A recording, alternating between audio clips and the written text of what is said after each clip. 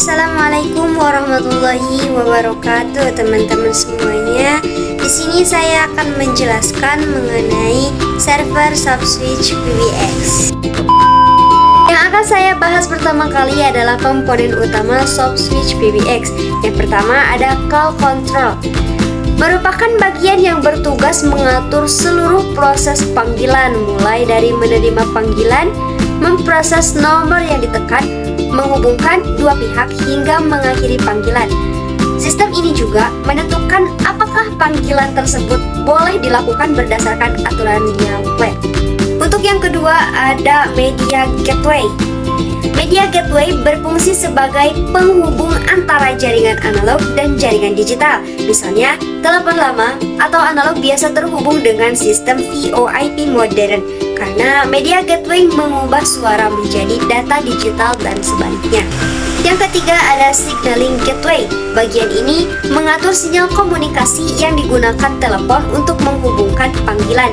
Biasanya menggunakan protokol SIP atau H323.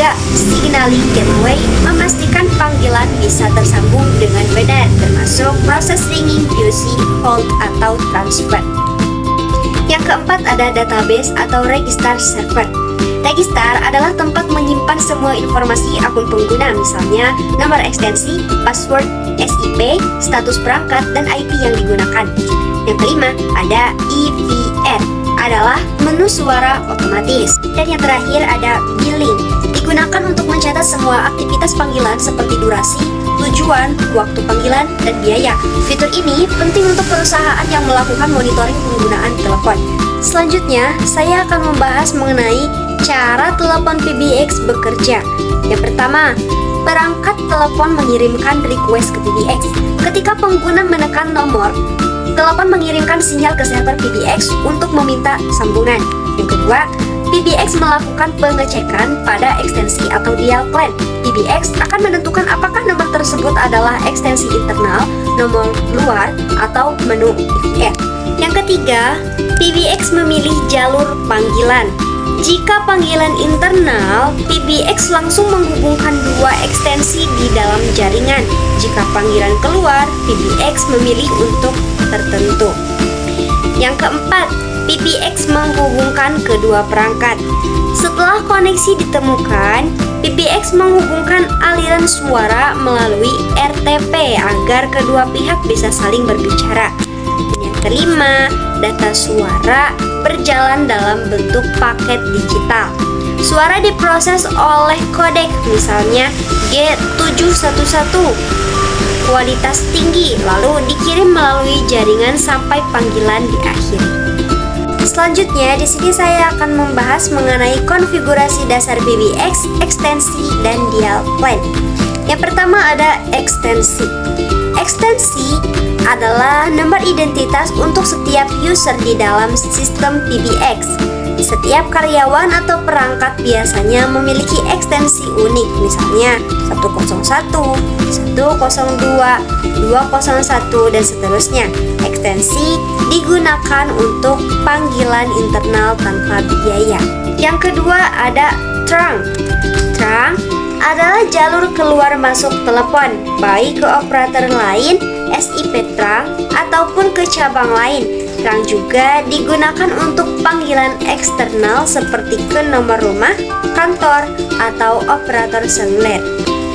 Yang ketiga ada dial plan. Dial plan berisi aturan arus panggilan. Contohnya, jika pengguna menekan 0 menuju operator, jika menekan 1 sampai seterusnya, maka panggilan ke divisi tertentu. Jika menekan nomor luar negeri, route ke trunk internasional.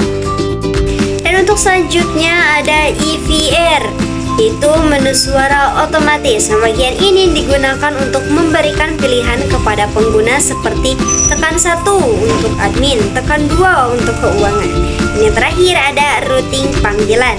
Routing adalah proses menentukan kemana panggilan diarahkan, bisa berdasarkan jenis nomor, waktu jam kerja, divisi tertentu, atau kebijakan perusahaan lainnya.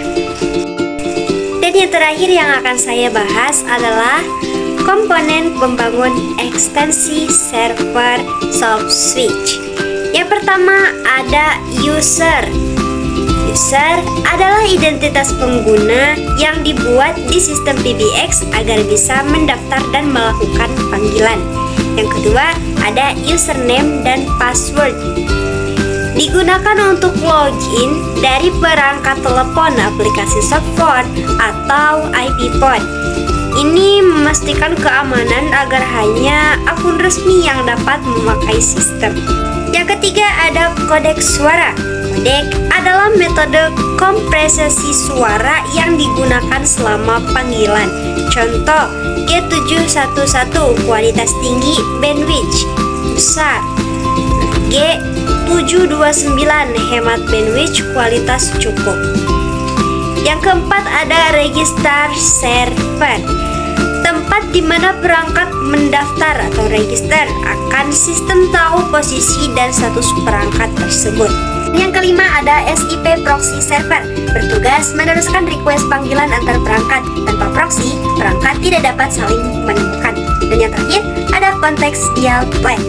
Nah, bagian ini mengkonfigurasi yang menentukan ekstensi boleh melakukan panggilan apa, kemana, dan kapan. Konteks ini sangat penting untuk pembagian hak akses.